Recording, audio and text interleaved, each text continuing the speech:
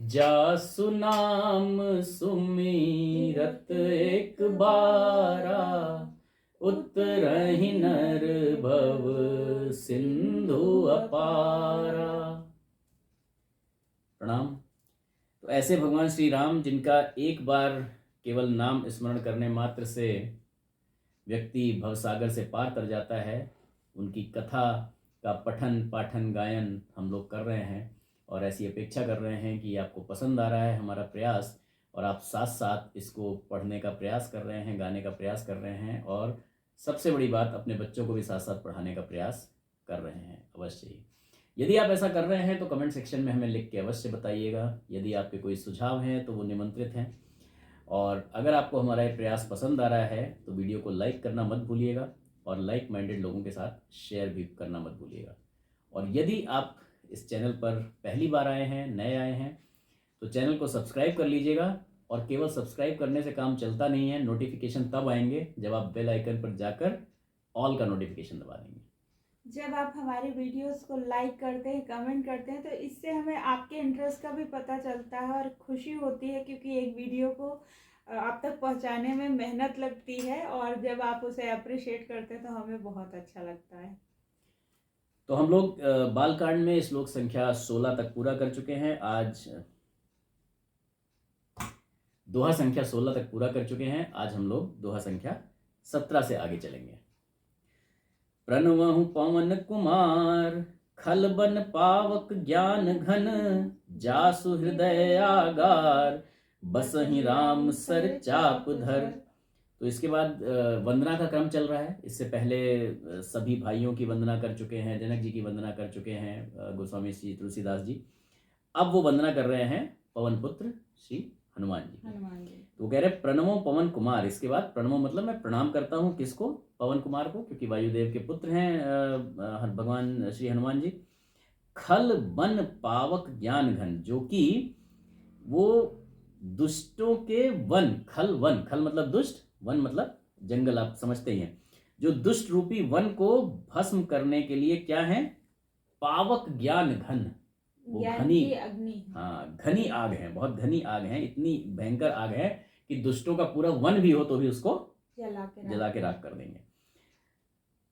लेकिन जासु हृदय आगार, जो ज्ञान की मूर्ति है, उनका जो हृदय है वो इतना बड़ा है, विशाल है कि ज्ञान की मूर्ति है और उनका हृदय इतना विशाल है कि जासु हृदय आगार, आगार कहते हैं भवन को, जिनके हृदय रूपी भवन में कौन बसते हैं हमेशा? बसहें राम शर चाप धर। भगवान श्री राम कैसे बसते हैं? हमेशा धनुष और बाण लिए हुए। तो भगवान गोस्वामी श्री तुलसीदास जी के और श्री हनुमान जी के जो इष्ट देव हैं, इष्ट देव में भी जैसे आप ये कहें कि भगवान का जो रूप होता है वो भी अलग अलग होता है। जैसे काकभूषणी जी कहते हैं इष्ट देव मम बालक रामा, तो उनके जो इष्ट देव हैं वो बालक, जो 5 वर्ष से छोटे भगवान राम रहते हैं, वो उनके इष्ट देव हैं। लेकिन अगर गोस्वामी तुलसीदास जी की बात करें या हनुमान जी की बात करें तो उनके जो इष्ट देव हैं वो भगवान राम हैं बड़े, वो जो हमेशा धनुष और बाण हाथ में लिए रहते हैं। तो सबके मतलब एक ही भगवान का जो अपना इष्ट रूप मानते हैं वो भी अलग अलग रूपों में मानते हैं। अब जैसे भगवान श्री कृष्ण को कुछ लोग बाल रूप में पूजते हैं और उन्हें अपने पुत्रवत लेके उनके साथ व्यवहार करते हैं, उनकी सेवा करते हैं, और वो भी एक बहुत अच्छी मनोहर वो होती है सेवा, वात्सल्य भाव। हाँ, वात्सल्य भाव गए, वो बहुत अच्छी सेवा होती है, बहुत अच्छा लगता है। और कुछ लोग उनका युगल रूप पूजते हैं, तो राधा कृष्ण, हाँ, राधा कृष्ण वो साथ में हो करते हैं। तो मतलब वही है कि हर कुछ तरह लोग सखा भाव में पूजते हैं। हाँ, कुछ लोग जो है अपने मित्र मान के उनकी जो है सखा भाव में पूजा करते हैं, और सभी उसमें जब सेवा होती है तो बड़ी सुंदर लगती है। कभी कभी देखने में कुछ लोगों की वो होती है तो वो बहुत अच्छा लगता है देख के कि कितने अच्छे तरीके से वो असल में इसको भी करने वालों के अपने लॉजिक हैं, आपके अंदर कौन सा भाव है और आप किसको निभा सकते हैं। तो ज़्यादातर आप देखेंगे तो वात्सल्य भाव का सागर है महिलाओं के हृदय में। तो ज़्यादातर आपको जो इसमें बालक रूप में पूजते हुए देखी जाएंगी, वो महिलाएं देखी जाएंगी, क्योंकि वो उनका ज़्यादातर टाइम बच्चों को बड़ा करने में बीतता है और वात्सल्य का जो भाव है वो उनके अंदर ज़्यादा होता है, ममता का भाव ज़्यादा होता है। ज़्यादातर जो पुरुष हैं वो सखा भाव में पूजते हुए देखेंगे, क्योंकि उसमें उनका कारण ये है कि वो कहते हैं कि जब आप सखा भाव में पूजते हैं तो बहुत ज़्यादा किसी रिचुअल की या किसी कर्मकांड की या किसी औपचारिकता की ज़रूरत नहीं है कि मित्र हैं, हम भोजन कर रहे हैं, आओ आप भी भोजन करो, मित्र की तरह बात करते रहेंगे। कोई मतलब ऐसा सावधानी नहीं रखनी बहुत ज़्यादा, कहने का मतलब ये है। और जब आप प्रभु के रूप में पूजते हैं, जो कि ज्यादातर मतलब एक ओल्ड एज पीपल जो है वो ज्यादातर प्रभु रूप तो में उसमें बहुत नियम आ जाते हैं साधक। कि साहब प्रभु हैं तो प्रभु के सामने हम ऐसे नहीं जाएंगे, नहा के जाएंगे, नए वस्त्र पहन के जाएंगे, धुल के जाएंगे, पहले भोग लगाएंगे, तब खुद खाएंगे, ये सारी चीज़ें, तो उसमें बहुत सारे नियम आ जाते हैं। तो सखा भाव में बेसिकली ज़्यादातर इसलिए करते हैं कि उसमें बहुत ज़्यादा नियमों में बंधने की कोई आवश्यकता नहीं है। लेकिन केवल इसीलिए नहीं पूजा जाना चाहिए कि नियम नहीं है या ऐसा वैसा। अगर आपका वास्तव में वैसा ही स्वभाव है, वैसा ही भाव है, क्योंकि फिर वो भाव होना चाहिए। मेन मुद्दा भाव है नहीं, हम सिर्फ अपनी सुविधा के लिए अपना ले रहे हैं, तो दैट्स अ डिफरेंट। मतलब भाव होना चाहिए, और वो भी इस तरीके से जैसा सबरी का था कि वो प्रेम भाव में जाके बेर को अपना चख चख के लाती कि कौन मीठा है, अदरवाइज कहीं ऐसा ना हो कि प्रभु के लिए अच्छे बेर ना मिले। तो आप देखिए तब फिर भगवान उस भक्ति पे रीझते हैं और झूठे बेर भी खा लेते हैं, क्योंकि उन्हें पता है कि वो बेर झूठा नहीं है, उसके पीछे का जो भाव है वो बहुत ज्यादा पुनीत है। हाँ, तो अब अगर आप इसको कॉपी करेंगे तो आप सोचिए, आप एक दिन बेर तोड़ के रखेंगे चख के, दूसरे दिन रखेंगे, तीसरे दिन रखेंगे, चौथे दिन रखेंगे, पांचवें दिन रखेंगे, कितने दिन रख पाएंगे? हद से हद बहुत ज्यादा अगर आपने खींचा तो महीना, 2 महीना, साल, 2 साल। सबरी ने कितने साल इंतजार किया? बचपन से बूढ़ापे तक, जब भगवान राम पैदा भी नहीं हुए थे, हाँ, तब से वो इंतजार कर रही थी।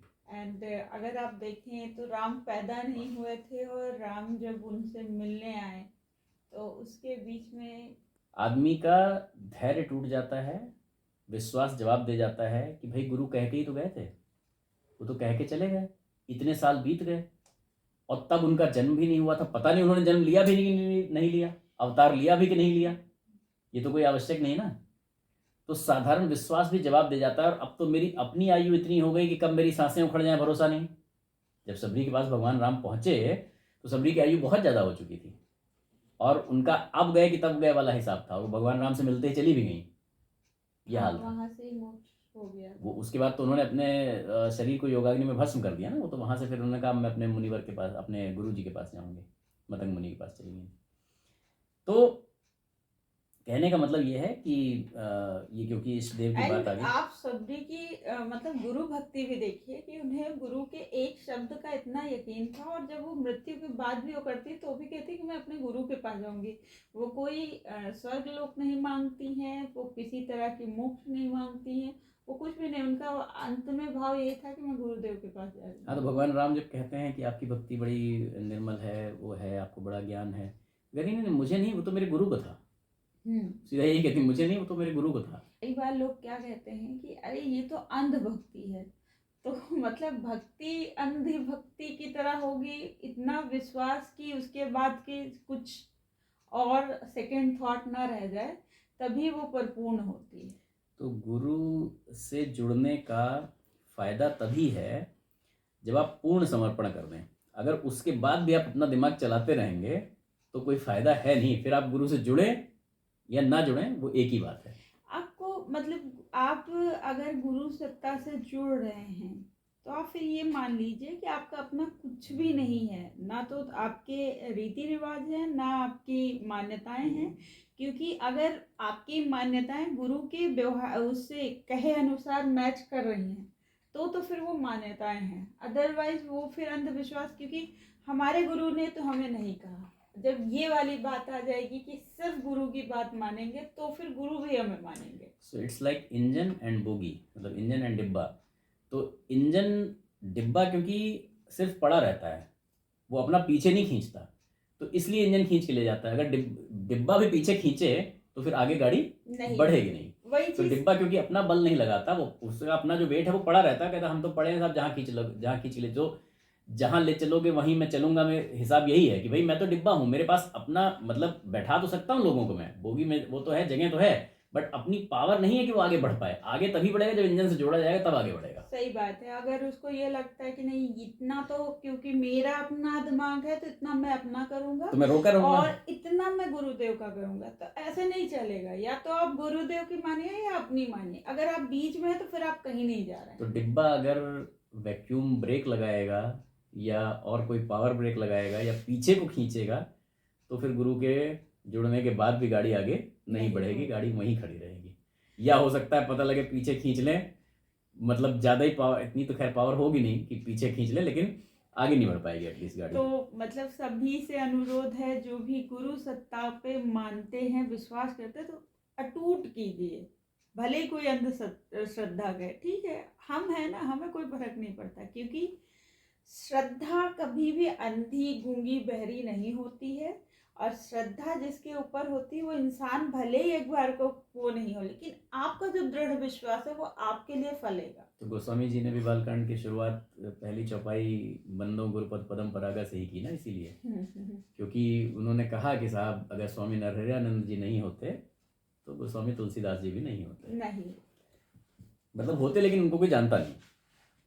ऐसे तो जाने कितने लोग होते हैं विश्व में। हाँ, तो कपिपत रीछ निसाचर राजा, अंगदादि जे कीस समाजा, बंदौ सबके चरण सुहाए, अधम शरीर राम जिन पाए, रघुपति चरण उपासक जेते, खग मृग सुर नर असुर समेते, बंदौ पद सरोज सब केरे, जे बिनु काम राम के चेरे, सुख सनकादि भगत मुनि नारद, जे मुनि बर ज्ञान विसारद, प्रणवहु सबहि धरनि धरि सीसा, करहु कृपा जन जानि मुनीसा, जनक सुता जग जननी जानकी, अति प्रिय करु अतिशय प्रिय करुणा निधान की, ताके जुग पद कमल मनावहु, जासु कृपा निर्मल मति पावहु, पुनि मन बचन करम रघुनायक, चरण कमल बंदौ सब लायक, राजीव नयन धरे धनुषायक, भगत विपति भंजन सुखदायक। तो उसके आगे वंदना का क्रम चल रहा है। तो आगे गोस्वामी जी कपिपति रीछ निशाचर राजा, तो कपिपति मतलब इनके वानरों के राजा सुग्रीव, और रीछों के राजा जामवंत जी, और निशाचर राजा जो बाद में निशाचरों के राजा बन गए यानी विभीषण जी। निशाचर राजा मतलब वो नहीं है आपके रावण नहीं है, जो निशाचर के बाद में राजा बने। अंगदादि जे कीस समाजा, फिर अंगद जी के साथ जितना भी वानरों का समाज है उनका, बंदों सबके चरण सुहाए, मैं उन सबके चरण कमलों की वंदना करता हूँ, चरणों की वंदना करता हूँ। अधम शरीर राम जिन पाए, जिन्होंने पशु पक्षियों जैसा अधम शरीर होते हुए भी भगवान राम को प्राप्त कर लिया, इस शरीर के साथ प्राप्त कर लिया। और रघुपति चरण उपासक जेते, जितने भगवान राम के चरणों के उपासक हैं, यानी जो भगवान राम के चरणों की पूजा करते हैं, वंदना करते हैं। खग मृग सुर नर असुर समेते, पशु पक्षी देवता मनुष्य असुर जितने भी लोग हैं जो भगवान राम के चरणों की वंदना करते हैं, बंदौ पद सरोज सबके रे, मैं सबके चरण कमलों की वंदना करता हूं।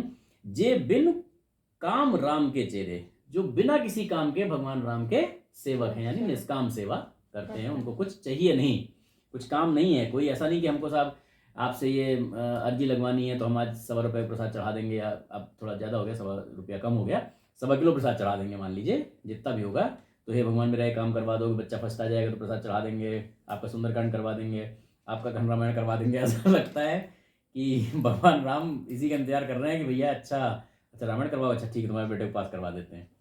तो ऐसा नहीं होता है, आपको काम करना पड़ता है उसके लिए। सुख सनकादि भगत मुनि नारद, सुखदेव जी सनकादि जो आपके मुनि हैं, नारद मुनि और जितने भी भक्त हैं, जे मुनिबर विज्ञान विशारद, जो परम ज्ञानी हैं, श्रेष्ठ हैं, विज्ञान विशारद हैं, मतलब बहुत ज़्यादा उनको ज्ञान है।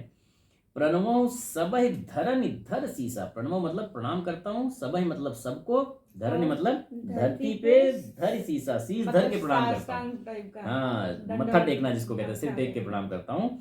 करहु कृपा जन जानि मुनीसा। वो कहते हैं हे मुनीश्वरों, मुझे अपना दास जानकर मुझ पर कृपा करिए। फिर उसके बाद कहते हैं जनक सुता जग जननी जानकी। अब आप देखिए दोनों बातें आई हैं। जनक सुता, राजा जनक जी की पुत्री, लेकिन जग जननी यानी जगत की माता। तो कई बार लोगों को विरोधाभास लगता है कि यार जनक की पुत्री भी और जगत की माता भी, तो जब जगत की माता हैं तो जगत में तो जनक जी भी आ गए, तो फिर जनक की पुत्री कैसे? लेकिन जगत की माता हैं वो किसमें?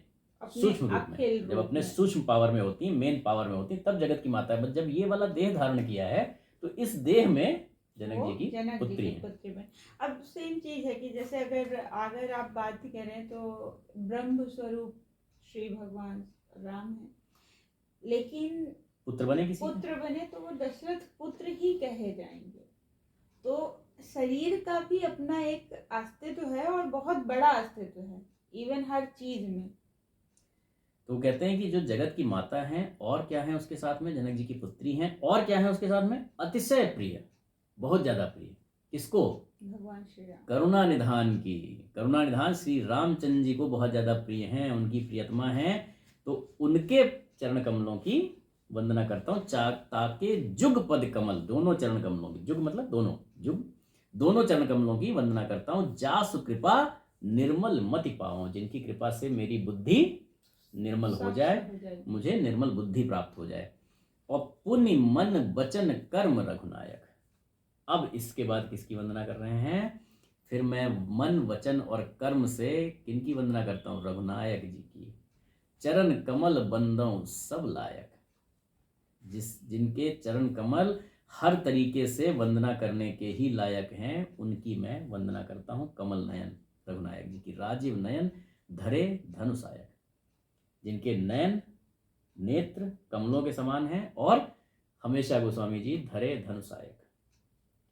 तो इवन एक मतलब कथा आती है कि गोस्वामी जी इसमें आए थे यहाँ पे मथुरा में, तो कृष्ण जी का मंदिर होता है, तो वो साहब प्रणाम नहीं करते हैं। तो लोग कहते हैं कि अरे यार गोस्वामी जी बड़े मतलब जो है वो हैं। अब उनके इष्टदेव जो है वो भगवान श्री राम थे, और वो भी कौन? धरे धनुषायक, जो कि धनुष और बाण हमेशा लिए रहते हैं। तो ऐसी कथा आती है, ऐसा मानना है कि वो कहते हैं कि ऐसी क्या छवि बनी भले बने हो नाथ, तुलसी मस्तक तब नवे जब धनुष बाण धरो हाथ।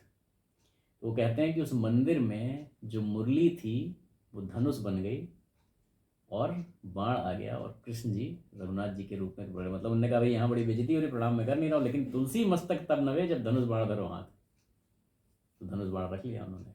तो भगवान के लिए, मतलब भक्त के लिए भगवान पत्थर में भी प्रकट हो जाते हैं और उसका भी रूप चेंज कर देते हैं। और वहाँ उस साइड में अभी भी उस मंदिर में भगवान श्री कृष्ण ऐसा माना जाता है कि कृष्ण जी का रूप है और धनुष बाण के रूप में है। जब धनुष बाण मतलब धनुष बाण ले लो हाथ में, तब वो उनको धनुष बाण चाहिए हाथ में। मतलब वो होता है ना, एक बाल मन होता है और उसको एक्चुअली वो नहीं, वो उसके कुछ चीजें उसकी प्रिय हो जाती, फिर आप दुनिया के कुछ भी दे दीजिए, उस बच्चे को वही चीज अच्छी लगती, भले उसकी कीमत 2 रुपए क्यों ना हो। तो मतलब वही है कि उनके हृदय में जो है वो धनुष बाण वाली छवि बस गई। तो अब आप कुछ भी करते रहिए भैया, हमें तो वही दिखो जिसमें धनुष बाण लिए हुए हो। तो ऐसी एक कथा आती है कि जगन्नाथपुरी गए थे गोस्वामी जी, तो वहाँ पर भी उन्होंने भोग नहीं लिया, और उन्होंने कहा कि नहीं, ये तो भगवान राम जो है वही धनुष बाण वाले, वो उनका भोग होगा तभी हम खाएंगे। बैठे रहे शाम को अपना, तो एक बच्चा आया ढूंढते हुए, लेके थाली में भोजन। कह रहे क्यों बाबा भोजन नहीं करोगे? तो कहे कि नहीं भोजन की जरूरत नहीं है। कह रहे नहीं ले लो, ये धनुष बाण वाले ने भेजा है। दूर से दिखा दिया एक आदमी को, बोले ये धनुष बाण वाले ने भेजा, तो समझ गए कि भगवान ने भिजवाया है, खा लो।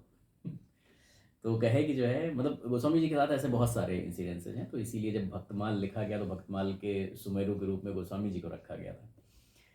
तो वो कहते हैं कि राजीव नयन, कमल के समान नेत्र हैं और धनुष बाण हाथ में रखे हुए हैं। भगत विपत्ति भंजन, जो कि भक्तों की विपत्ति को हरने वाले हैं और सुखदायक, सुख देने वाले हैं। तो आज दोहा संख्या 17 के साथ आज का अंक यहीं तक लेंगे और अंत में उन 4 चौपाइयों का पाठ, जिनसे कि पाठ करने से मतलब ऐसे तो रामायण की किन्हीं भी 4 चौपाइयों को ले लीजिए और डेली पाठ करिए तो भवसागर से मनुष्य तर जाता है, लेकिन जब लेनी है तो हम वही 4 चौपाइयाँ ले लेते हैं जो अंतिम 4 चौपाइयाँ हैं कि यही कलिकालन साधन दूजा, जोग यज्ञ जप तप व्रत पूजा, राम ही सुमिरिय गाय, राम ही संतत सुनिय, राम गुण ग्राम ही, जासु पतित पावन बड़ नाना, तावहि कबि श्रुति संत पुराना, ताहि भजहि मन तज कुटिलाई, राम भजे गति के ही नहीं पाई। प्रणाम।